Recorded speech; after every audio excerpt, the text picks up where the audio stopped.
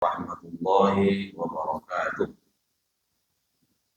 Alhamdulillahi rabbil alamin wassalatu wassalamu ala asyrafil anbiya'i wal mursalin wa ala alihi wa sahbihi wa man jahada bi jihadihi ila yaumiddin wa ba'du. Ikhwatal iman ittaqullaha haqqa tuqatih wa la tamutunna illa wa antum muslimun fa inna Allaha ma'al ladzina ittaqaw wal ladzina hum muhsinun.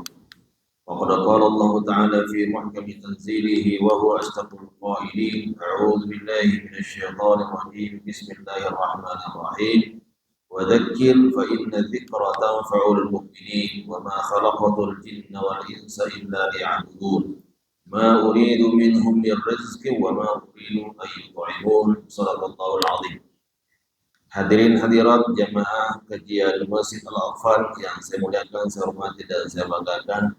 Pertama-tama mari kita manjatkan puji syukur kehadirat Allah Subhanahu wa taala atas limpahan karunia dan nikmatnya. Izin dan perkenan Allah Subhanahu wa taala sore hari ini tanggal 26 April kita bisa hadir di masjid yang mulia ini untuk mengikuti kajian bekanan yang diselenggarakan oleh DKM Masjid Al-Ghufran. Salam dan salam semoga selalu tercurah limpahkan kepada uswah kita Rasulullah sallallahu alaihi wasallam serta keluarganya, para sahabatnya dan semua umatnya setiap menjalankan sunnah-sunnahnya. Pada awal di awal tahun ya kita sudah terakhir bertemu itu tanggal 25 Januari 2026. Sekarang sudah 26 April. Berarti Februari, Maret, April, 3 bulan. 3 bulan kita tidak bertemu dan kali ini kita bertemu kembali dan akan melanjutkan bahasan yang berkaitan dengan tadabbur dan tafsir dari surat Al-Hasyr.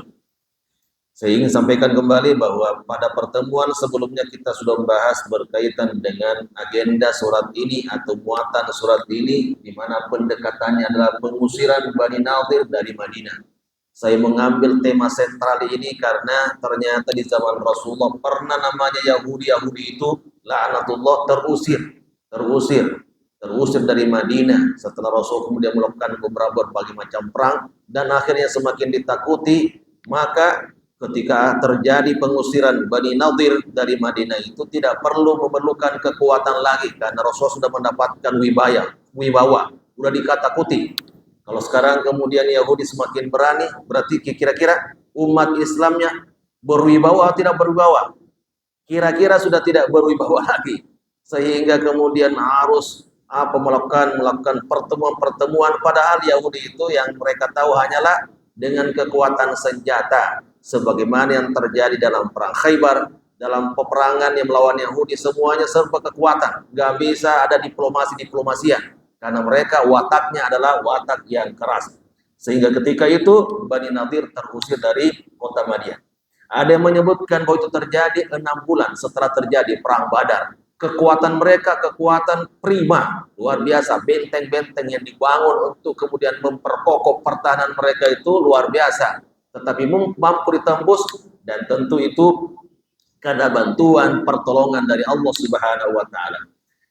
Dan bantuan itu tidak mungkin terjadi kecuali kita banyak bertasbih. Maka surat ini diawali dengan sabbaha lillahi ma fis samawati wa ma fil ardi wa huwal azizul hakim. Kalian harus banyak beribadah kepada Allah sebagai sumber kemenangan. Kalian malas beribadah, itu berarti kemenangan semakin menjauh. Ketika kalian dekat dengan Allah Subhanahu wa taala, bertasbih kepadanya, maka insya Allah di situ akan muncul kekuatan dari Allah Subhanahu wa taala. Maka setelah banyak bertasbih, situlah kaum di luar Islam itu terutama Yahudi akan manut dan akan takut kepada kaum muslimin. Sekarang ini terbalik ya. Jadi sholat kita adalah bagaikan buih di tengah lautan yang sangat banyak, luar biasa jumlahnya, tapi tidak punya kekuatan. Ya, dipandang sebelah mata. Begitu mau diserang Iran, diserang begitu saja. Diserang yang mana lagi Gaza, diserang begitu saja. Sampai saat ini masih terus terjadi penyerangan. Libanon ingin dibom begitu saja. Seolah-olah tidak punya wibawa, tidak punya kekuatan. Berbeda dengan di zaman Rasulullah, mendengar Rasulullah dan sahabatnya, mereka sudah takut. Maka nanti banyak kemudian, tadinya Rasulullah mempersiapkan pasukan, tapi mereka sudah kabur duluan. Nah, dalam perang Tabuk tidak terjadi peperangan, walaupun perjalanan sangat jauh dari Mekah ke Tabuk, tapi kemudian setelah mendengar akan datang pasukan Rasulullah, mereka sudah ketakutan, ketar-ketir, akhirnya meninggalkan medan perang sebelum terjadi peperangan. Pengusiran Bani Yahudi, Bani Nadir dari Madinah, ini yang saya sebutkan tadi. Dan sekarang kita akan bahas berkaitan dengan pembagian fa'i. Pembagian fa'i. Fa'i itu apa? Yaitu apa? Harta rampasan ketika tidak terjadi perang. Jadi tadi sudah takut duluan dia. Jadi semestinya harus berperang berhadapan dengan kaum muslimin, tetapi ketika mendengarkan bahwa pasukan kaum muslimin akan datang, mereka kemudian ketar-ketir dan berlarian. Nah, ketika tidak terjadi kontak senjata, di situ disebut dengan hukumnya beda dengan hukum ghanimah. Beda hukum ghanimah. Ghanimah sudah dijelaskan pembagiannya dalam surat Al-Anfal.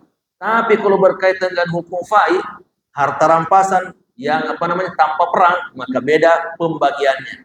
Diserahkan sepenuhnya kepada Rasulullah. Terserah Rasulullah mau bagi kepada siapa. Tapi kalau ghanimah itu terikat. Wa'lamu annama ghanimtum min syai' fa anna lillahi khumsa wa lirrasul wa lidhil qurba wa liyatama masakin. Rasul hanya berhak menerima 1/5, selebihnya harus dibagi kepada, terutama kepada yang ikut serta dalam peperangan, dibagi. Tapi kalau hukum fa'i beda. Jadi nanti kalau seandainya kaum muslimin berjuang, berperang, tiba-tiba tidak terjadi perangan dan pihak lawan mengakui kekalahannya, maka berlaku namanya hukum fa'i. Hukum fa'i. Perang juga, cuma tidak terjadi perang kontak senjata karena musuh berlarian sebelum terjadi peperangan. Disebutkan, wa ma afa Allahu ala rasulih minhum, dan apa saja harta rampasan fa'i, namanya fa'i ya. Jadi ada ghanimah bila terjadi peperangan, fa'i bila tidak terjadi peperangan. Jadi ghanimah bila terjadi peperangan, dan kalau seandainya tidak terjadi perperangan walaupun Rasul sudah datang ke sana, disebut dengan fa'i. Adapun nanti orang-orang yang mendiami negara kaum muslimin, sedangkan di situ ada non muslim yang meminta perlindungan, itu namanya jizyah. Apa namanya? Jizyah, artinya upeti atau pajak bahasa sekarang. Jadi pajak harus dibebankan kepada mereka karena sudah mendapatkan perlindungan dari kaum muslimin, sehingga mereka tenang hidup di bawah pengawasan kaum muslimin, sehingga dia atau mereka harus membayar namanya jizyah. Dan apa saja harta rampasan yang diberikan Allah kepada Rasulnya dari harta benda mereka, maka untuk mendapatkan itu kamu tidak mengerahkan seekor kuda pun dan tidak pula seekor unta pun, tetapi Allah yang berikan kekuasaan kepada Rasulnya terhadap siapa yang dikehendakinya, dan Allah Maha Kuasa atas segala sesuatu. Karena tidak terjadi perang antara Rasul dengan Bani Nadir tadi, mereka sudah terkatung. Sedangkan Bani Nadir meninggalkan banyak harta, maka dia harus dibagi. Dibagi kepada siapa? Diberikan sepenuhnya kepada Rasulullah Sallallahu Alaihi Wasallam. Ini pengertiannya. Fa'i adalah segala harta benda yang dirampas dari orang-orang kafir tanpa melalui peperangan dan tanpa mengerahkan kuda maupun unta. Seperti harta benda Bani Nadir ini, di mana kaum muslimin memperolehnya tanpa menggunakan kuda maupun unta. Artinya mereka dalam hal ini tidak berperang terhadap musuh dengan menyerang atau menyerbu mereka. Tetapi para musuh dihinggapi rasa takut yang telah Allah timpakan ke dalam hati mereka karena wibawa Rasulullah SAW. Itulah hebatnya kaum muslimin. Kalau sudah berwibawa, walaupun di sana ada senjata di tangannya, nggak bisa digunakan. Udah udah ketakutan duluan. Ada ketakutan duluan, sehingga mereka pasti akan menyerah. Nah sekarang kelihatannya Israel tidak seperti itu. Israel semakin berani saja, menyerang ini, menyerang itu. Beli baru diserang, semakin banyak persenjataannya. Akhirnya negara-negara apa juga semakin tidak bisa berdaya. Nah, itu karena bisa jadi faktornya adalah kekuatan kaum muslimin yang menurun dan sekaligus persatuan mereka yang kemudian tidak diperkuat dengan baik. Ma'afa Allah Rasul minal Qura. Apa saja harta rampasan fa'i yang diberikan Allah kepada Rasulnya yang berasal dari penduduk kota-kota, maka adalah untuk Allah, Rasul, kerabat Rasul, anak-anak yatim, orang-orang miskin, dan orang-orang yang dalam perjalanan. Ini beda dengan apa yang terjadi dalam perang Badar, disebut dengan ghanimah. Ini bisa diterima oleh kerabat Rasul. Jadi Rasul itu kalau berperang, itu baru boleh, baru mengambil harta dari harta rampasan itu. Bisa bisa banyak, bisa 1/5 kalau dalam perang benar-benar terjadi peperangan. Disitulah sumber pendapatan Rasulullah kalau terjadi perang. Jadi kalau saya mendapatkan taruhlah 100 juta, maka bisa diambil 1/5-nya, berarti untuk Rasul keluarganya di situ dapat ini. Karena Rasul tidak boleh dapat zakat ya, nggak boleh makan zakat. Rasul itu adalah keluarganya, dianya tidak bisa makan zakat. Karena zakat itu adalah kotoran harta. Disebut dengan kotoran harta. Tidak mungkin kemudian Rasul akan memakan kotoran harta termasuk keluarganya. Dari mana penghasilannya? Kalau seandainya terjadi perang, terjadi perang, harta rampasan, Rasul berhak mendapatkan 1/5-nya. 100 juta berarti berhak mendapatkan berapa tuh? 80 juta. Wah, banyak dia. Apalagi kalau kemudian miliaran, ratusan miliar, triliunan. Disitulah biaya hidup Rasulullah Shallallahu Alaihi Wasallam. Kalau fa ini lebih banyak diberikan kepada kaum muhajirin. Karena Rasul berhak untuk bagi kepada siapa yang dia kehendaki, maka Rasul mengambil kebijakan bahwa harta fa ini lebih banyak diberikan kepada siapa? Kepada kaum muhajirin. Ma'afa Allah rasulihi min ahlil qura falillahi wal rasuli walil qurba wal yatama wal masakin bisabil kay la yakuna dulatan bainal aghniya'i minkum. Jadi kenapa kemudian dibagi kepada mereka? Supaya harta itu beredar di semua manusia, tidak dimonopoli oleh orang-orang tertentu. Di kita ini di Indonesia, kekayaan kita luar biasa, ya, kekayaan luar biasa. Cuma saja terjadi monopoli, dikuasai oleh segelintir orang, sehingga kita ini yang sejatinya mendapatkan kemudian biaya anggaran dari negara itu kemudian berkurang. Di negara kaya tapi penduduknya miskin. Sebaliknya, di negara-negara Timur Tengah yang notabene hanya berpenghasilan dari minyak saja atau mungkin jasa, mereka kaya raya. Tapi kalau kita ada hutannya, ada lautnya, ada tambangnya, ada batu baranya, ada emasnya, ada peraknya, ada pasirnya. Tapi kenapa kita menjadi begini? Itu bisa jadi karena ada monopoli. Maka Islam kemudian menerapkan pola membagikan kepada fakir miskin itu supaya benar-benar harta itu juga beredar di tengah-tengah mereka dan tidak hanya dimonopoli oleh orang kaya.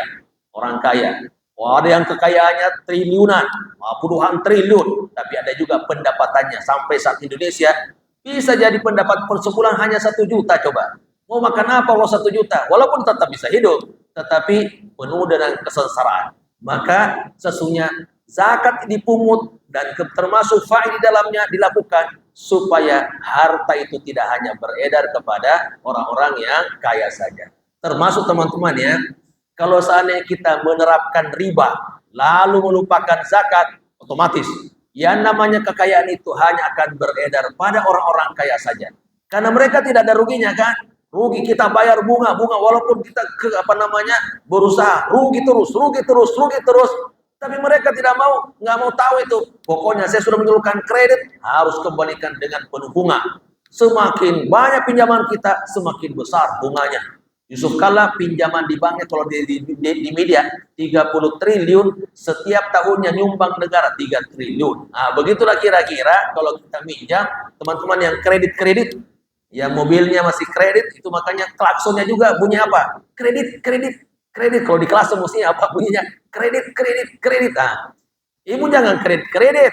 Kalau bisa udah kontan supaya tidak memperkaya orang yang selama ini menerapkan bunga yang luar biasa besarnya. Kalau itu terjadi, kita semakin miskin karena susah mendapatkan pekerjaan, sedangkan kita harus membayar cicilan, sedangkan mereka hanya ongkang-ongkang kaki, tetapi terus mendapatkan penghasilan dari bunga yang diterapkan yang terlalu besar kepada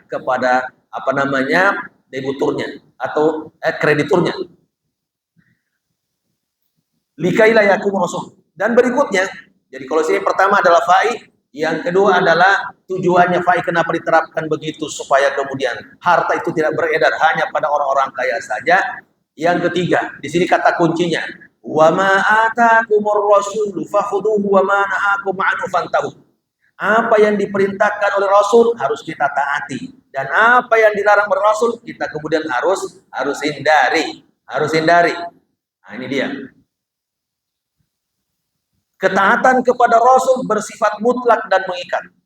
Jadi kalau sudah ada perintah Rasul, kalau seandainya tidak ada dalam Al-Quran, tapi Rasul memerintahkan, itu wajib kita ikuti. Wajib kita ikuti. Walaupun nanti hukum taklifi, namanya hukum taklifi, itu apa? Bila perintahnya sangat kuat, berarti hukumnya apa? Wajib. Kalau saya perintah tidak terlalu kuat, perintah juga, tapi tidak terlalu kuat, namanya sunnah. Kalau seandainya larangannya sangat kuat, namanya haram. Kalau kelarangannya tidak terlalu kuat, namanya makruh. Kemudian sama, kekuatan perintah atau larangannya sama-sama saja, biasa disebut dengan mubah. 5 ini disebut dengan hukum taklifi. Hukum yang mengikat untuk kita. Ada yang haram, bila kemudian pelarangannya sangat kuat, namanya haram. Jangan makan babi, jangan makan riba, jangan minum khamar. Pelarangannya sangat kuat, maka itu disebut dengan haram. Tapi kalau saja pelarangannya tidak terlalu kuat, ada hadis yang melarang, tapi ada hadis yang kemudian ada sebabnya, ilahnya, maka bisa masuk dalam kategori makruh. Makruh. Tidak apa dosanya tidak sebesar kalau kita kemudian melakukan yang diharamkan oleh Allah Subhanahu wa taala. Yang perintahnya sangat kuat disebut dengan wajib. Wa aqimus shalah wa atuz zakat. Dirikan salat, tunaikan zakat. Perintahnya sangat kuat, maka para ulama menyebut dengan istilah wajib. Wajib. Kalau seandainya kemudian perintahnya biasa saja, itu bisa jadi masuk sunnah. Sunnah saja. Tetapi kalau seandainya tidak ada perintah atau larangannya, disebut masuk kategori mubah. Nah, mubah. Boleh nggak kita makan nasi? Mubah, boleh. Karena dihalalkan oleh Allah Subhanahu wa taala. Boleh nggak kita kemudian keluar negeri? Bisa saja, mubah hukumnya. Karena tidak jelas, tidak ada perintahnya juga tidak larangannya. Itu berarti kategori disebut dengan apa? Hukum taklifi. Maka dalam kaitan ini, kalau perintahnya sangat kuat, walaupun itu bersumber dari Rasulullah, maka masuk kategori wajib. Kalau ada larangan yang sangat kuat, walaupun itu bersumber dari Rasulullah, maka hukumnya tetap disebut dengan haram, dengan haram. Jadi wa ma'atakum rasul, apa yang diberikan Rasul kepadamu maka terimalah, dan apa yang larangnya bagimu maka tinggalkanlah. Termasuk dalam pembagian fai itu kan enggak diatur, hanya diserahkan kepada Rasul, silakan bagi semau kamu. Maka Rasul kemudian menerapkan pembagian fai ini lebih diprioritaskan kepada siapa? Kepada fuqaraul muhajirin. Sudah muhajirin, fuqara pula. Supaya tadi tidak beredar hanya pada orang-orang Madinah. Maka Rasul kemudian mendapatkan kebijakan harta fai rampasan yang tidak melalui peperangan ini dibagikan kepada siapa? Kepada fuqaraul muhajirin. Orang-orang yang fakir, orang fakirnya kaum muhajirin. Karena sudah mereka berhijrah ke Madinah, sedangkan mereka masuk dalam kategori fakir. Nah, kira-kira begitu.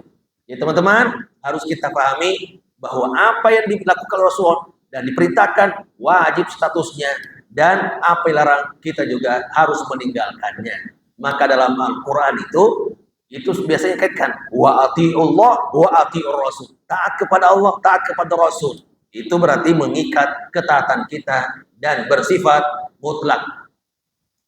Ada beberapa begini. Satu ketika Abdullah bin Mas'ud berkata, Allah melaknat kaum wanita yang membuat tato dan minta dibuatkan tato, yang mencabuti rambutnya dan memperlihatkan kecantikannya, dan mereka yang merubah ciptaan Allah. Kalau ucapan ini sampai kepada seorang wanita dari kalangan Bani As'ad yang bernama Ummu Yaqub, ia pun mendatanginya dan berkata, telah sampai padaku berita bahwa engkau mengatakan begini dan begitu. Ini ucapan Rasul yang disampaikan oleh Ibnu Mas'ud. Dalam Al-Quran nggak ada kata tato, nggak ada. Ada kemudian merubah ciptaan Allah, ada, tapi secara umum. Kenapa kalian berani mengatakan membuat tato itu dilaknat oleh Allah Subhanahu wa taala?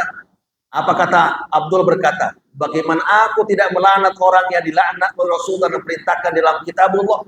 Saya melaknat karena Rasul melaknatnya, orang yang membuat tato. Apa kata Ummu Yaqub? Sesungguhnya aku telah membaca isi Al-Quran, namun aku tidak mendapati apa yang engkau maksudkan. Enggak ada dalam Al-Quran bahwa tato dilaknat oleh Allah Subhanahu wa taala. Kenapa engkau berani mengatakan begitu? Kenapa Rasul berani mengatakan begitu? Ya aku berkata Abdullah bin Mas'ud berkata, jika engkau benar-benar membacanya, niscaya engkau akan mendapatkannya. Bukankah engkau telah membaca firman Allah, apa yang diberikan Rasul kepadamu, maka terimalah dia, dan apa yang larangnya bagimu, maka tinggalkanlah dia. Ini karena ucapan Rasulullah. Jadi jangan mengatakan Tato itu nggak haram. Kenapa nggak ada dalam Al-Quran? Tato sudah diharamkan. Karena Rasul mengatakan Allah melaknat orang yang masang tato dan orang yang kemudian disuruh memakaikan tato. Jadi kita nggak boleh tato. Apalagi kemudian merubah kecantikan supaya kelihatan cantik. Giginya kemudian dipotong-potong, dirapikan. Kalau misalnya dibersihkan boleh, tapi kalau diratakan supaya kelihatan cantiknya, nggak boleh merubah ciptaan Allah Subhanahu Wa Taala. Yang tadinya alisnya bagus-bagus dibelokin ke atas, nggak ada dalam Al-Quran. Iya benar, tapi kalau merubah ciptaan Allah, nggak boleh sama sekali. Ada yang kemudian hidungnya kelihatannya supaya kelihatan mancung dioperasi, kelihatan mancung, nggak cocok untuk Indonesia hidung mancung, karena muka kita begini. Yang cocok itu orang Eropa, orang Arab, iya bagus. Tapi untuk orang Indonesia, wajahnya kecil, wajahnya hidungnya mancung, nggak sesuai. Kemudian rambutnya yang tadinya hitam bagus, dicat-cat menjadi pink begitu. Ada juga nggak boleh merubah ciptaan Allah. Dari mana itu semua? Dari hadis-hadis Rasul menyebutkan tidak boleh merubah ciptaan Allah Subhanahu Wa Taala. Memang Allah tidak sempurna kok menciptakan kita seperti ini, enggak. Itu bagian dari ujian. Bagian dari apa, Bu? Bagaimana? Ujian. Kalau kita diuji, wajahnya wajah pas-pasan lah begitu, syukuri. Walaupun tentu ibu-ibu juga di mata suaminya paling cantik. Nggak mungkin dinikahi kalau nggak cantik dia. Jadi namanya kecantikan itu relatif. Nggak usah kemudian cari masalah. Masalah di hadapan Allah Subhanahu Wa Taala. Di zaman Rasul nggak ada yang gitu-gituan, merubah kecantikan. Maaf ya, ibu, ada juga yang memperbas payudara segala macam. Ngapain?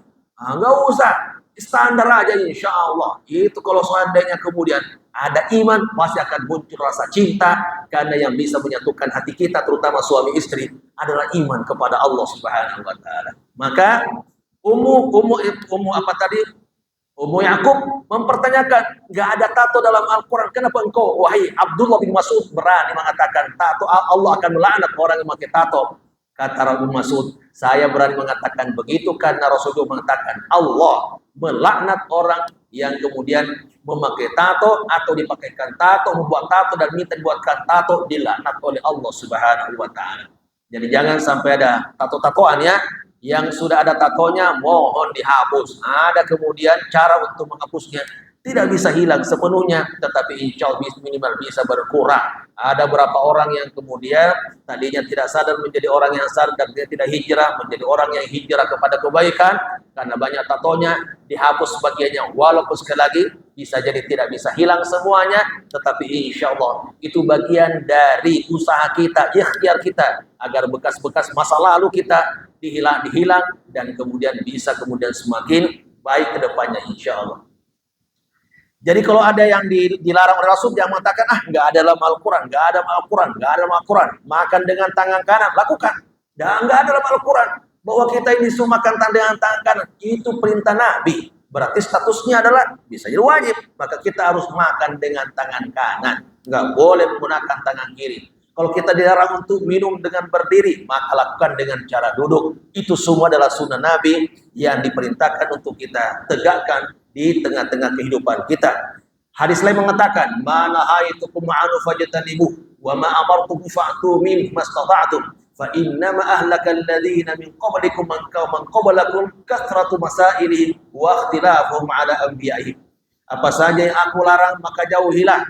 Enggak usah pakai pertanyaan-pertanyaan. Dan apa saja yang kau perintahkan, maka kerjakanlah semampu kalian. Sesungguhnya yang membinasakan orang-orang sebelum kalian adalah banyak bertanya dan menyelisihi perintah nabi-nabi mereka. Nabi mereka mengatakan ke kanan, dia ke kiri. Maju, dia mundur ke belakang. Pegang kitab Allah, yang dipegang malah kesyirikan. Maka Allah membinasakan mereka itu disebabkan karena mereka tidak taat kepada nabi-nabinya. Kalian wahai umatku tidak taat kepada saya, maka kalian juga akan dibinasakan oleh Allah Subhanahu Wa Taala.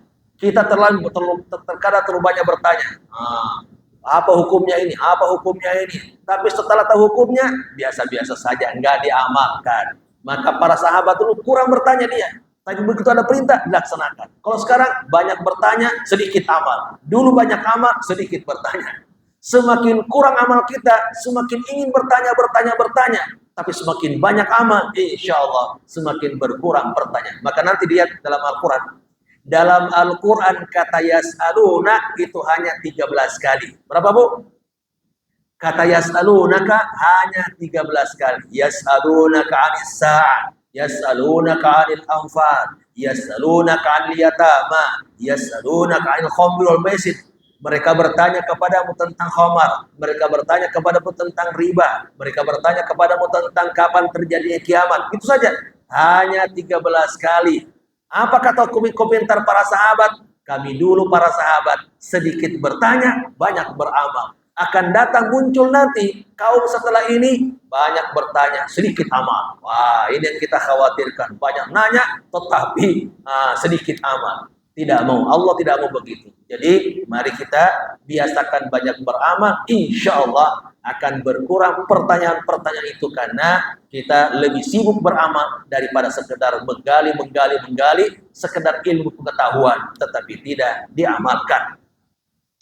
Karena yang membuat mereka para orang-orang sebelum kita binasa tadi ada dua. Satu adalah banyak bertanya, yang kedua menyelisihi nabi-nabi mereka. Maka kita ikuti saja apa kata Nabi, insya Allah pasti selamat. Pasti selamat. Kita lihat perintah bertakwa agar terhindar, masih ayat ini, masih ayat berkaitan. Perintah bertakwa agar terhindar siksaan pedih. Kalau kita ingin selamat di akhirat, maka bertakwalah. Dengan cara apa? Mengikuti Rasul, mengikuti Allah. Wattaqullah, bertakwalah kalian kepada Allah. Maksudnya, bertakwalah kepadanya dalam menjalankan seluruh perintahnya dan meninggalkan larangannya. Karena sesungguhnya dia mempunyai siksaan yang sangat pedih bagi orang-orang yang menentangnya, melarang, melanggar perintahnya, serta mengerjakan larangannya. Jadi, orang bertakwa begitu. Dia ingin terus menjalankan perintah dan menjauhi larangan, Itu orang-orang bertakwa kepada Allah. Kalau tidak, maka pasti akan datang siksaan Allah Subhanahu wa taala. Itulah sebabnya kalau kita lihat ya, Firaun itu kenapa binasa? Karena mencari kemuliaan lewat jabatan. Jadi Firaun itu niatnya, motivasinya mencari kemuliaan supaya semakin dihormati, maka dia terus menjaga kekuasaannya. Apakah menjadi orang yang ini mulia? Tidak, Allah binasakan. Kemudian ada Qarun. Qarun itu mencari kemuliaan lewat harta benda. Hasilnya apa? Allah hinakan, ditenggelamkan, ditelan oleh bumi. Bumi. Yang ketiga, ada kaum 'Ad yang mencari kemuliaan lewat kekuatan fisik. Yang terus, sehingga bukit-bukit dipindahkan ke tengah kota untuk jadi istana. Jadi mereka ngangkut itu, kekuatan fisiknya luar biasa. Supaya mereka dikagumi, diakui, dia adalah orang terkuat di dunia. Apa yang terjadi? Allah pun binasakan. Kaum Samud, kaum yang sangat cerdas, intelektual, mencari kemuliaan lewat kecerdasan, belajar. Mungkin sekarang bahasanya adalah gelar-gelarnya banyak. Doktor ini, doktor, supaya dapat ini. Kemudian, apakah kemudian dari situ? Enggak juga. Kaum Samud dibinasakan oleh Allah karena mereka tidak bertakwa kepada Allah. Maka kita jangan mencontoh mereka. Kita supaya kelihatan diakui, dikagumi, status semakin naik. Oh, harus kaya. Oh, enggak begitu. Ada juga orang supaya kelihatan dihormati, maka dia harus mendapatkan jabatan tinggi. Hormat. Apakah akan menjadi mulia? Ya mungkin mulianya sesat, setelah itu akan menjadi hina, akan ditangkap oleh KPK. Tiba-tiba ditangkap KPK, bupati ditangkap, gubernur ditangkap, jadi hina. Dipamerkan di hadapan media, inilah orang yang korupsi uang rakyat. Jadi hina. Tidak berarti dia akan hina. Ada orang yang mencari kemuliaan kecerdasan, doktornya gelar mentari banyak sekali, akhirnya menjadi orang hina juga.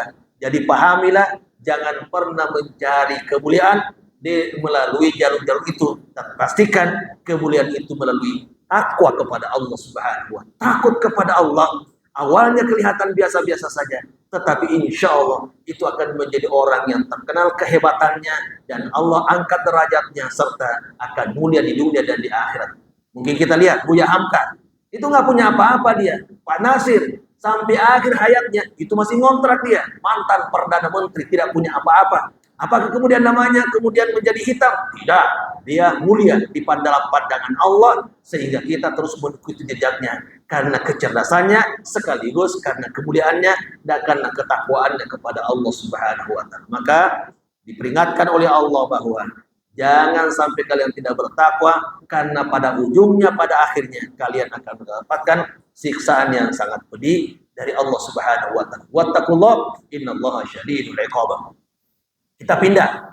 Sekarang kita beralih ke poin berikutnya. Sudah 3 poin sebelumnya ya. Satu berkaitan dengan perintah bertasbih, itu karena basisnya di situ, basicnya bertasbih, beribadah kepada Allah. Surat kedua yang kita bahas, tema kedua yang kita bahas dari surat ini adalah berkaitan dengan perang pengusiran Bani Nadir dari Madinah karena mereka memusuhi Allah dan Rasulnya. Tanpa terjadi perang, mereka terusir sendiri karena wibawa Rasul yang sangat luar biasa.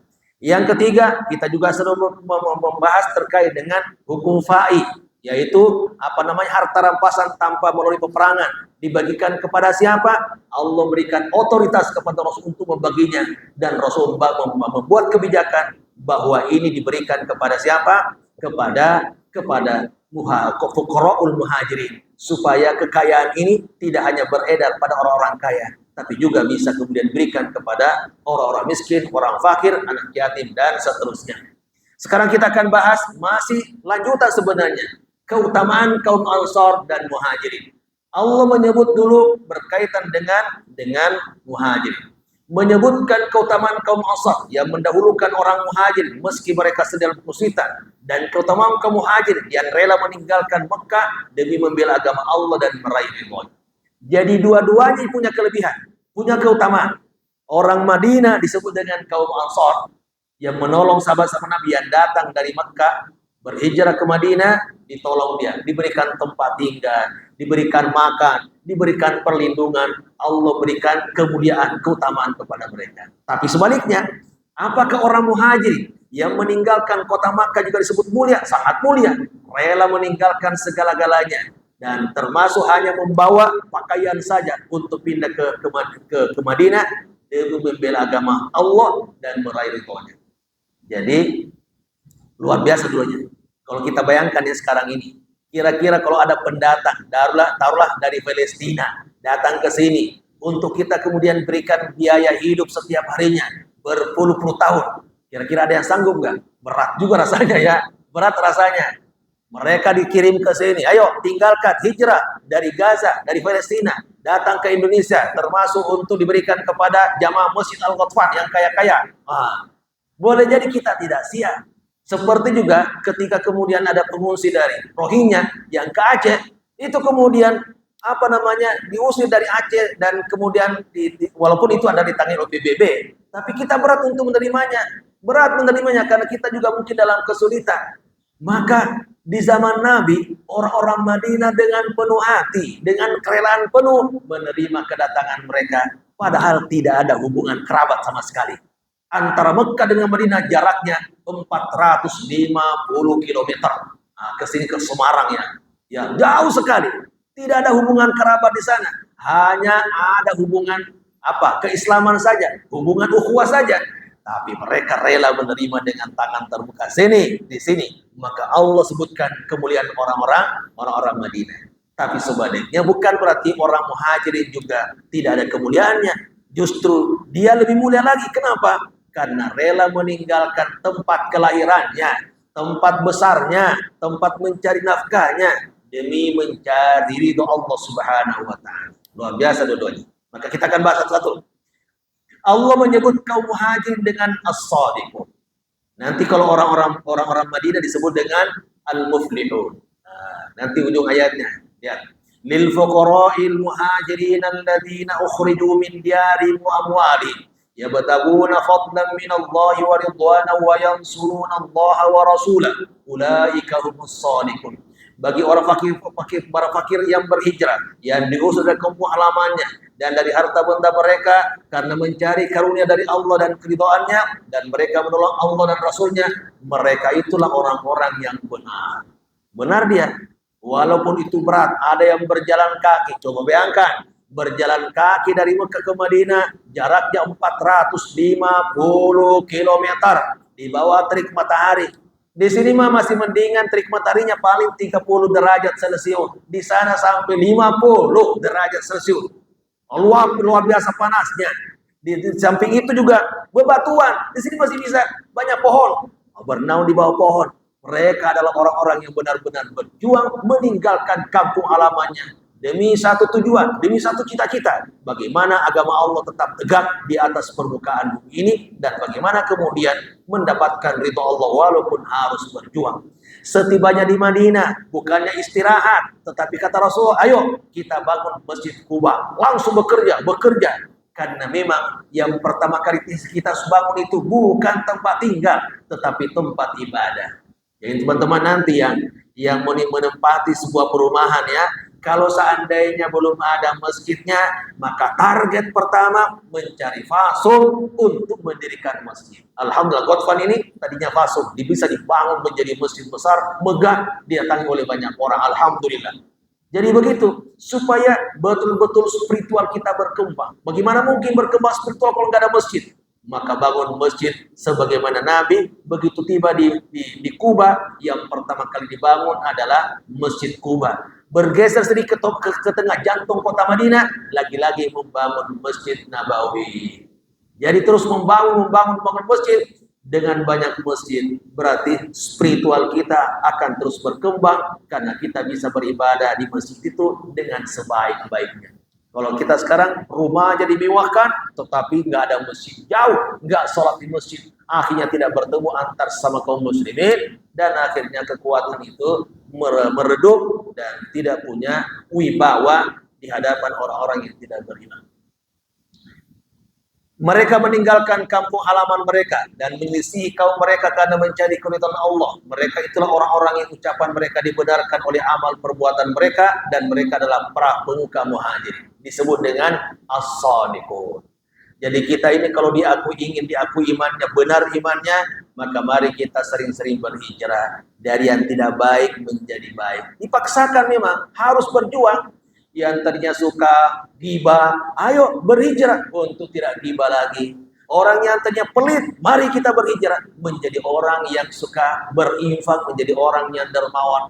Yang sepanjang hayatnya belum pernah berkurban, di hadapan kita sekarang ada sunnah muakkadah untuk kemudian kita berkorban.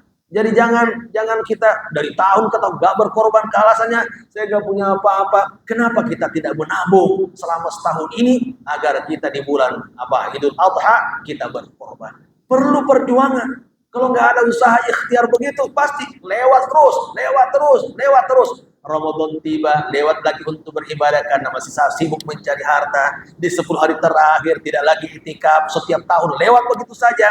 Karena ingin pulang kampung, begitu selesai Ramadan, semestinya harus lagi beribadah lagi. Aduh malas, saya baru selesai Ramadan, kita tidak sempat beribadah lagi. Padahal Ramadan juga sibuk-sibuk amat. Kenapa? Tidak ada ikhtiar dan tidak ada keseriusan untuk mendekatkan diri kepada Allah Subhanahu wa taala. Maka orang seperti tidak dibenarkan imannya, nggak benar imannya, karena orang beriman itu pasti ada ikhtiar, usaha untuk semakin meningkatkan amalnya dan semakin menjauhi larangan-larangan Allah Subhanahu wa taala. Mari kita terus berjuang ya. Nggak ada kenikmatan surga tanpa perjuangan. Tidak ada surga tanpa perjuangan. Tidak ada surga tanpa pengorbanan. Semua yang mendapatkan surga itu biasanya setelah melalui proses perjuangan dan pengorbanan. Rasulullah berkorban, para sahabat berkorban, maka disebut mereka radhiyallahu anhum wa radu'an. Allah ridho kepadanya dan mereka pun ridho kepada Allah Subhanahu wa taala. Bisa jadi kita ridho kepada Allah, tapi kan belum tentu Allah ridho kepada kita karena tidak menjalankan perintah-perintahnya dan menjauhi larangannya. Secara singkat begini, keutamaan dan kelebihan kaum muhajirin: satu, harta faid diberikan kepada kaum muhajirin yang miskin. Sekali lagi ya, jadi jangan dianggap semua sahabat itu kaya-kaya. Karena ada Rasul, enggak. Kaya dan miskin itu adalah ujian semuanya. Di zaman Rasul banyak orang miskin, banyak juga, banyak. Yang disebut dengan Ahlus Suffah yang tinggal di Masjid Nabawi, itu mereka adalah orang-orang miskin. Termasuk Ibnu Mas'ud adalah orang miskin, tetapi mulia karena kehebatannya dalam menafsirkan Al-Quran. Yang kedua, mereka dipaksa keluar dari Mekah, meninggalkan rumah dan harta demi mencari karunia Allah dan ridhonya.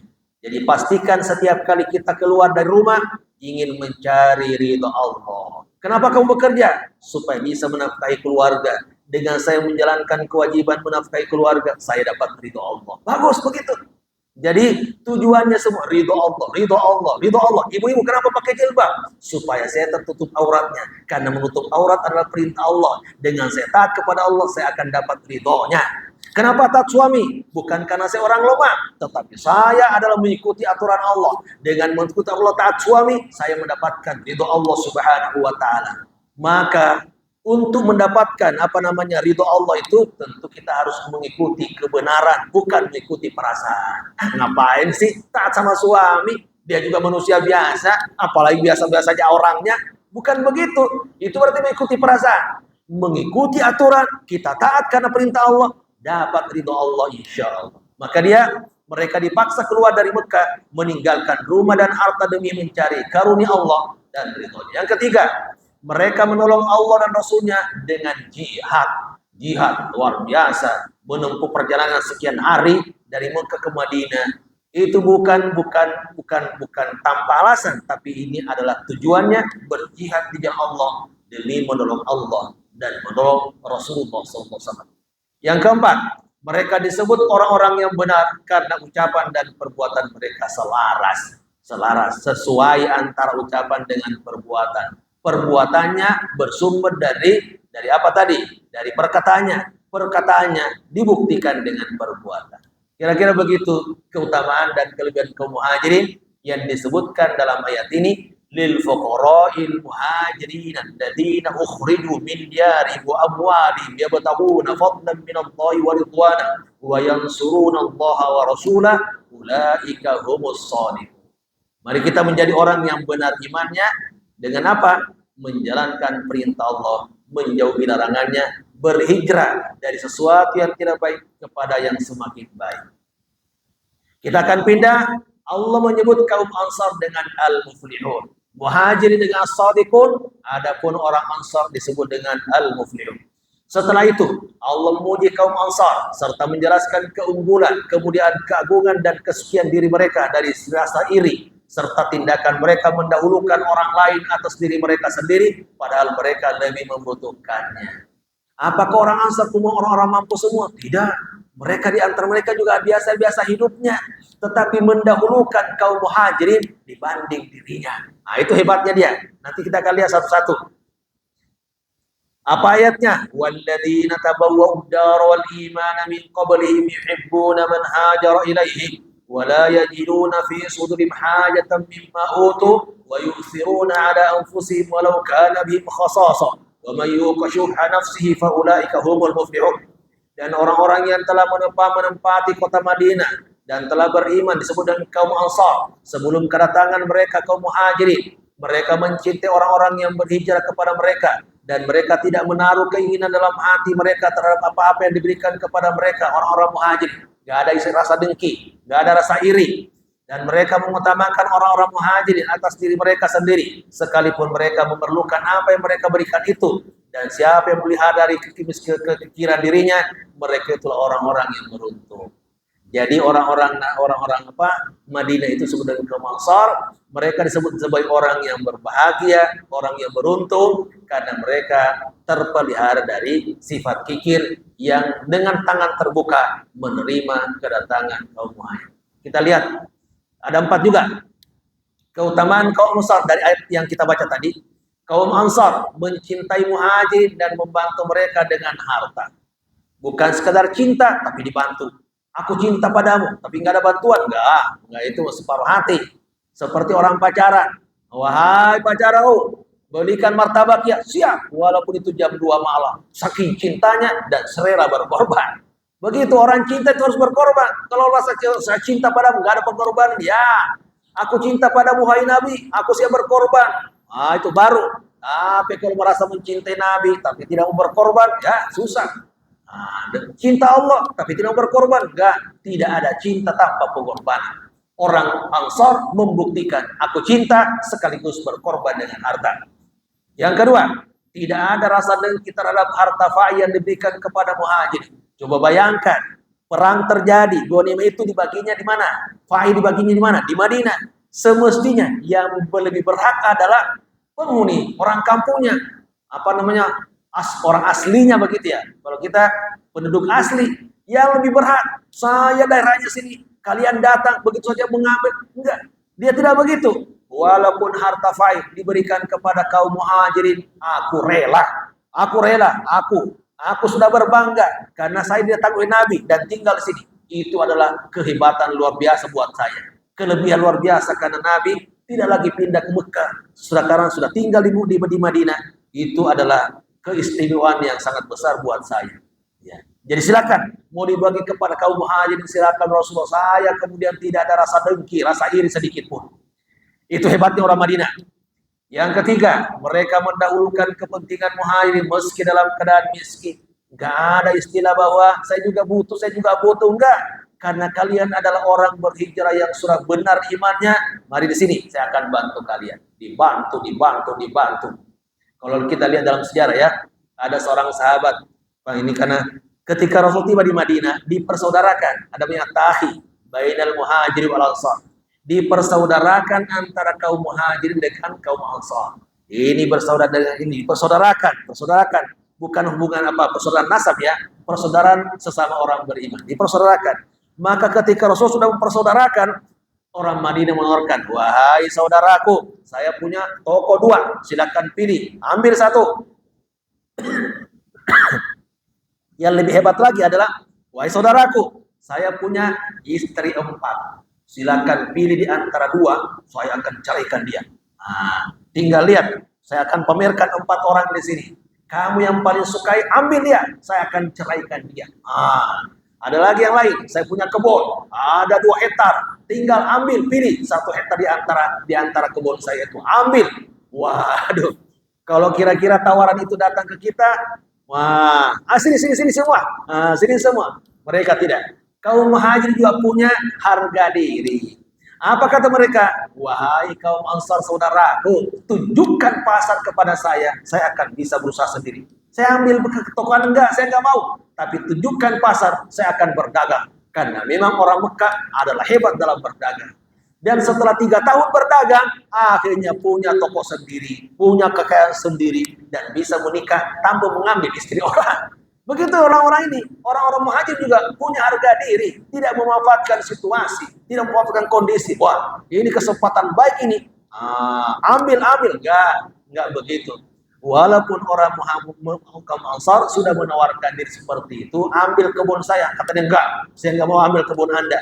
Tunjukkan kepada saya kebun untuk saya kemudian berusaha juga di sana, walaupun sifatnya awalnya adalah membantu orang, tapi beberapa tahun kemudian mereka bisa membeli. Utsman bin Affan terkenal dengan kekayaannya, bisa membeli berapa hektar kebun kurma di Madinah, bahkan bisa membeli sumur yang sampai saat ini itu masih dirasakan manfaatnya oleh orang-orang yang ada di Madinah.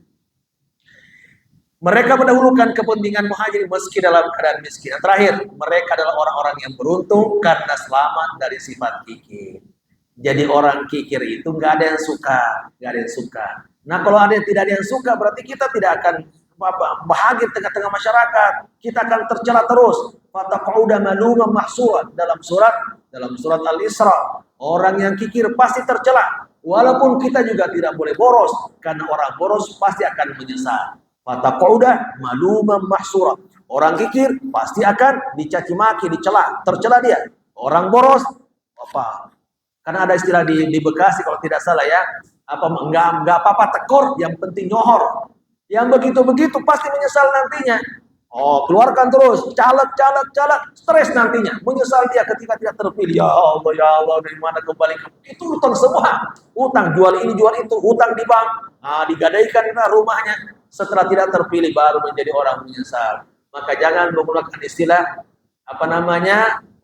nggak apa tekor, yang penting nyohor, jangan, kan itu akan menjadi orang yang menyesal. Jadi teman-teman semua, maka hindarkan diri kita dari kikir, pasti akan menjadi orang yang bahagia insya Allah. Di antara yang saya ingin sampaikan di sini berkaitan dengan ini, tidak ada yang poin kedua, tidak ada rasa dengki kepada kaum muhajirin. Ceritanya begini, ada seorang sahabat kaum Ansar, satu ketika sahabat-sahabat duduk di samping Nabi, tiba-tiba Rasul mengatakan, wahai sahabat-sahabatku, sebentar lagi akan datang calon penghuni surga. Akan datang calon penghuni surga. Maka kemudian sahabat melihatnya, oh ini orangnya. Tiba-tiba datang orang yang pakai sorban, berjenggot, yang kemudian baru selesai berwudu. Selesai sudah, begitu saja. Keesokan harinya, Rasul kemudian mengulangi di hadapan sahabatnya, sebentar lagi akan datang calon penghuni surga. Dilihat orangnya sama, yang kemarin itu lagi orangnya, itu lagi orangnya. Yang ketiga kalinya sama, hari ketiga tiba-tiba Rasul mengatakan di hadapan sahabat-sahabatnya ada sekitarnya bahwa sebentar lagi akan datang calon penghuni surga. Ternyata orangnya sama, yang datang hari pertama, yang datang hari kedua, dan dia bukan sahabat terkenal. Nggak ada yang kenal, bukan Umar, bukan Utsman, bukan Ali bin Abi Thalib, bukan. Dia tidak dikenal oleh mereka. Siapa ini ya? Maka di antara sahabat Abdullah bin Amr bin As mengatakan begini kepada orang itu, juga yang disebutkan amalnya apa. Maka Abdullah bin Amr bin As tiba-tiba mengatakan kepada orang tadi, wahai sahabatku, kebetulan saya marahan dengan ayah saya terusir dari rumah, boleh nggak saya bertamu kepada Anda supaya saya berlindung di rumah Anda selama 3 hari saja. 3 hari, karena saya berantem dengan orang tua nih, saya mau tinggal di mana? Apa kata sahabat tadi? Silakan, saya terima dengan lapang dada. Tujuan orang ini bukan marahan benaran, enggak, sekedar ingin bertamu kepada orang yang dinyatakan Rasul dia adalah calon penghuni surga. Maka datang ke sana, ingin melihat amal spesialnya apa sih orang ini, kok tiba-tiba disebutkan sebagai calon penghuni surga. Diamati setiap malam, diamati setiap hari, kira-kira puasa sunnah, ternyata enggak. Apakah kemudian dia mulai di malam hari jam 12 sampai subuh? Enggak juga. Bahkan terkadang bangunnya cuma subuh. Kemudian setelah itu biasa-biasa amalnya, nggak ada yang spesial. Hari ketiga, setelah 3 hari ini, maka dia berterus terang kepada sahabat tadi. Nggak disebutkan namanya, karena memang nggak dikenal dia. Wahai sahabatku, sesungguhnya saya tidak marahan dengan orang tua saya. Cuma ingin melihat amal spesial kamu, sehingga Rasul menunjukkan Anda adalah calon penghuni surga. Kenapa tiba-tiba Rasul mengatakan begitu, berarti ada amal. Tapi saya 3 hari sini, biasa-biasa saja. Amal kamu nggak ada spesial. Amal apa yang kamu lakukan? Kata dia, saya juga heran. Saya nggak ada amalnya, biasa-biasa saja. Tetapi mungkin setelah agak jauh dikit sini, mungkin amal saya adalah bahwa saya satu, tidak pernah ada rasa dengki kepada siapapun. Apabila jelang tidur saya sudah maafkan orang yang telah bersalah kepada saya. Pikiran saya nggak ada orang yang saya dengki kepadanya. Kalaupun dia bersalah kepada saya, sudah maafkan semua sebelum saya tidur. Oh, ternyata ini dia. Ternyata amal unggulannya itu adalah satu, tidak ada rasa dengki dan iri hati. Yang kedua, memaafkan orang yang bersalah kepadanya sebelum tidur. Ini perbuatan amal berat ini, tetapi itu lakukan. Dan Rasul mengatakan, dia calon penghuni surga. Ya teman-teman, bisa nggak kira-kira? Nggak ada rasa iri hati, dengki, memaafkan orang yang telah membuat salah kepada kita sebelum tidur. Insya Allah, kalau itu bisa lakukan, dah. Maafkan orang semua orang. Apa sih apa susahnya? Walaupun terkadang karena kalau iri hati semakin besar, kenapa sih tetangga saya kayak mulut, kayak terus, enggak. Itu bisa jadi muncul rasa dengki. Terkadang ada ibu-ibu nyiram terus depan rumah orang, karena dengkinya tetangganya punya mobil baru, dia kemudian nggak punya ini, nyiram tetangga, wah macam-macam. Ada yang buang sampah, ada yang buang kotoran di depan, itu karena rasa dengki. Nah, itulah sebabnya kita disebutkan ayat ini bahwa kita harus menghindari rasa itu. Ada jaminan surga di hadapan kita, insya Allah. Itulah di antara keistimewaan seorang sahabat tadi. Tidak ada amal spesialnya, tetapi ternyata setelah ditelusuri ada 2 yang sangat kemudian menjadikan dijamin surga. 1, telah memaafkan orang yang bersalah kepadanya sebelum tidur. Yang kedua adalah dia tidak ada rasa dengki sedikit pun, rasa iri hati kepada orang yang mendapatkan harta kepada siapapun. Gak ada terbetik dalam hatinya rasa dengki dan iri hati kepada mereka. Akhirnya ininya ayat ini tentang Muhajir dan Ansar menanamkan nilai ukhuwah dan isar, pernikahan sosial Islam menekankan berbagi, mendahulukan orang lain dan membangun masyarakat yang saling mendukung. Itu ya. Jadi mari kita menjadi orang yang isar, mendahulukan kepentingan orang daripada diri sendiri. Walaupun ini berat, wah saya butuh makan, orang lain masih saya dahulukan dia. Kalaupun belum sampai ke sini, minimal nanti ada urutan ukhuwah yang kita akan jelaskan kemudian. Yang kedua, pendidikan Islam menekankan berbagi. Seperti berbagi, ada Jumat berkah, ada berbagi hari Jumat. Itu yang bisa kita lakukan. Karena hidup kita bersifat sementara, nggak akan ada akan abadi di dunia ini. Saya podcastnya, Buya Hamka Yusuf namanya, Yusuf Hamka Yusuf Hamka yang membangun tol itu, yang kemarin memenangkan melawan Haritano itu 800 miliar. Kata dia, saya sekarang ini sudah yang penting saya sehat, mau tambah harta enggak itu mah bonus, yang penting saya sehat itu aja. Dan ternyata orangnya suka berbagi, memberikan makanan gratis setiap hari Jumat, 20-an orang gitu, dia dikasih aja, silakan kasih gratis tanpa pernah ada pabrik, mau apa enggak. Tapi saya ingin menjadi seperti Utsman bin Affan. Nah itu, jadi orang-orang seperti itu manusia langka. Tetapi masih ada, insya Allah. Nah, masih ada. Jadi saling berbagi, membangun masyarakat yang saling mendukung. Nah, saya ingin sampaikan di sini tingkatan ukhuwah dalam Islam ada 3. Ini, yang paling rendah adalah salamatus sabr, lapang dada. Jadi kalau ada saudara kita yang kelihatan kita tidak suka perbuatannya, lapang dada. Itu paling rendah. Kalau kita menyebut diri kita adalah orang bersaudara, maka terapkan nih salamatus sadr, lapang dada. Ada perbuatan tidak menyenangkan, lapang dada, elus dada. Saya maafkan dia, saya nggak ada marah sedikit pun. Itu namanya salamatus sadr. Yang kedua adalah naik lagi tingkatannya, mencintai saudara seiman seperti mencintai diri sendiri. La yu'minu ahadukum hatta yuhibba li akhihi ma yuhibbu li nafsihi. Tidak beriman di antara kalian sampai dia mencintai saudaranya sama seperti mencintai dirinya sendiri. Karena dia kaum muslimin, kaum mukminin sama, saya juga kaum mukminin. Berarti sama, menyakiti dia sama dengan menyakiti diri sendiri. Berbagi kepada dia sama dengan berbagi kepada diri sendiri. Itu tingkatannya semakin tinggi. Yang terakhir, inilah perbuatan kaum Ansar terhadap Muhajirin. Ini namanya Isar. Isar mendahulukan saudara seiman walau juga butuh, namanya Isar. Paling berat ini, paling tinggi tingkatan ukhuwahnya dalam Islam. Tapi kalau yang pertama kita sudah lakukan lumayan. Nah, tinggal nanti naik tangga ke tangga kedua dengan memperbaiki iman kita sampai mencintai saudara sendiri sama dengan mencintai diri sendiri. Masya Allah. La yu'minu ahadukum hatta yuhibba li akhihi ma yuhibbu li nafsihi.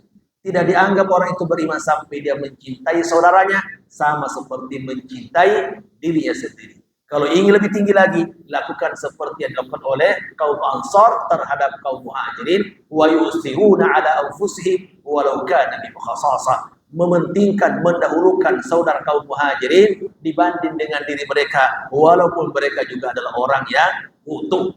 Dengan menghindarkan diri kita dari penyakit kikir tadi, faulaika humul muflihun, itulah orang yang berbahagia. Saya kira terakhir, karena ini masih berkaitan ya, ayat 10 terakhir, walladzina ja'u min ba'di yaquluna rabbana ighfir lana wa li ikhwanina alladzina sabaquna bil iman. Dan orang-orang yang datang sesudah mereka Muhajirin Ansar, mereka berdoa, ya Tuhan kita ini termasuk ya. Kaum Ansar telah memperlihatkan kepada kita contoh yang sangat luar biasa. Kaum Muhajirin memperlihatkan contoh kepada kita juga luar biasa. Karena mereka telah mencontohkan berbagai hal yang baik-baik, maka kita jangan lupa mendoakan mereka yang telah memberikan contoh supaya diampuni dosa-dosanya. Maka ini kewajiban kita, mendoakan para sahabat, mendoakan para termasuk Rasulullah, supaya mereka diberikan kemuliaan, semakin bertambah kemuliaannya di sisi Allah Subhanahu wa taala. Adapun orang tua kita yang sudah meninggal juga sama, dapat doa ini. Rabbana ighfir lana wa li ikhwanina alladzina sabaquna bil iman. Kiai-kiai kita meninggal dunia, kemudian ustaz kita yang sudah meninggal dunia, ya kemudian guru-guru kita yang telah meninggal dunia, kita doakan. Karena melalui mereka kita bisa dapat kebaikan. Ya Allah, ampuni dia, maafkan dia, luaskan kuburannya, berikan terbaik di tempat di kuburannya, berikan surga firdaus di akhirat. Itu adalah sunnah dari Rasulullah SAW dan perintah dari Allah Subhanahu wa taala untuk kita. Walladzina ja'u min ba'di yaquluna rabbana ighfir lana wa li ikhwanina alladzina sabaquna bil iman. Saya ingin sampaikan poin penting dari ayat di atas adalah satu, ayat ini memuji generasi muslim setelah Muhajir dan Ansar yang terus mendoakan mereka. Ya, saya juga punya guru, saya punya kiai yang sudah mendahului saya, yang menjadi sebab saya menghafal Quran, yang menjadi sebab saya bisa ke Jakarta. Saya doakan, ya Allah ampun dosa-dosa mereka, karena mereka yang menjadi fasilitas saya kemudian bisa seperti saat ini. Walaupun ilmu saya terbatas, tapi tanpa mereka saya tidak bisa seperti ini. Termasuk orang tua kita. Gara-gara orang tua kita ada di dunia ini. Ya Allah ampun dosa-dosa mereka. Itu yang dimasukkan dengan Rabbana ighfir lana wa li ikhwanina alladziina sabaquna bil iman wa la taj'al fi qulubina ghillan lil ladzina amanu Rabbana innaka ra'ufur rahim. Yang kedua, mereka berdoa untuk diri sendiri dan saudara seiman yang lebih dahulu beriman, apalagi yang sudah meninggal dunia. Allahumma ghfir lil muslimina wal muslimat wal mu'minina wal mu'minat al ahya'i minhum wal amwat, baik yang masih hidup maupun yang telah meninggal. Jangan pelit ya. Yang penting saya doakan diri sendiri. Enggak boleh pelit. Kita ini seperti ini karena ada orang yang menjadi kita. Doakan juga. Jangan egois. Mari kita menjadi orang yang benar-benar peduli dengan mereka, karena mereka tidak bisa lagi nambah pahalanya kecuali dari kita-kita ini. Nah, kecuali mereka juga menanam kebaikan sebelumnya, hingga mereka akan terus bertambah kebaikannya. Yang ketiga, mereka memohon agar hati mereka bersih dan dengki. Ini paling bahaya. Kalau kita ada rasa dengki, lihat orang itu marah bawaannya. Oh, iri hati datang, udah. Pokoknya nggak ada tenang hidup ini. Bertemu dia, aduh ya Allah, buah muka. Ya Allah, kenapa datang lagi dia? Bukan dia yang salah, hati kita yang ada rasa dengki dan iri hati. Jadi hindarkan diri kita dari dengki ya. Jangan menyimpan dengki dalam hati karena itu penyakit. Penyakit nggak boleh disimpan, harus dibuang. Harus dibuang. Sakit badan harus disembuhkan. Sakit hati jangan dipelihara. Dibuang, dan disingkirkan dari hati karena itu sumber malapetaka, sumber kegelisahan. Terakhir, dalil bahwa setiap muslim wajib mencintai dan mendoakan kebaikan untuk para sahabat Rasulullah SAW. Karena mereka lah kita bisa seperti saat ini. Mereka yang memberikan contoh teladan kepada kita. Mereka yang menyampaikan hadis Nabi. Tidak ada satupun yang sembunyikan. Termasuk mereka menulis Al-Quran. Sampai saat bisa dimanfaatkan oleh kita. Ada Abu Bakar, ada Utsman, ada Umar. Nah, itu karena jasa-jasa mereka kita bisa mendapatkan penerangan Islam, sehingga kita bisa beribadah dan bisa mendapatkan cinta dan ridho Allah Subhanahu wa taala. Maka doakan mereka. Saya kira itu dulu berkaitan dengan itu. Nah, untuk itu mari kita sudah ada menerapkan 4 tadi ya. Pertama, mari kita kemudian selalu bertasbih kepada Allah. Yang kedua, mari kita memperkuat kekuatan kita sehingga nanti kalau kita sudah berwibawa, itu orang Yahudi pasti takut dengan kaum muslimin. Saat ini mereka nggak takut karena kita kurang wibawa. Kurang wibawa karena kita mungkin ibadahnya masih minim, masih cinta dunia dan tidak peduli dengan akhirat. Yang ketiga, mari kita menjadi orang yang memahami tentang fa'i. Fa'i itu adalah harta rampasan yang tidak melalui peperangan, dan di situ diberikan otoritas kepada Rasul untuk baginya.